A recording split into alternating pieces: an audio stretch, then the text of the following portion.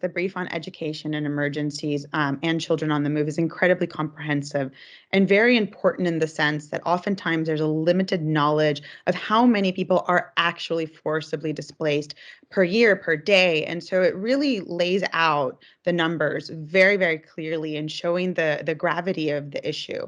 But also, what I think is really important that comes across in the brief is how important education can be in terms of resilience, recovery, self reliance, just being able to peacefully coexist in a new environment. And also just showing that oftentimes access is really not available and education in emergencies is underfunded.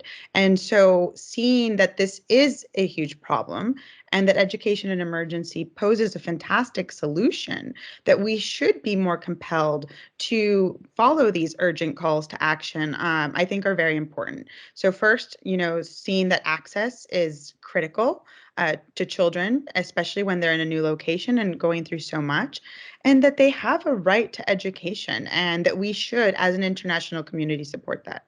I think there needs to be a bit more focus on education and emergency when we think about forced migration. And we also need to rethink what education means.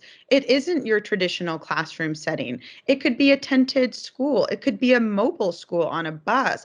It could be, even outdoor classrooms. Really, we don't need to think of education in the traditional sense when we're thinking of emergency settings. We just need to think of how that concept of that feeling of a classroom, of that connection with your teacher or your caregiver. So how do we transmute that feeling into wherever the child is located? It doesn't need to be a brick and mortar, 4x4 room and with benches. So we need to think outside the box, basically.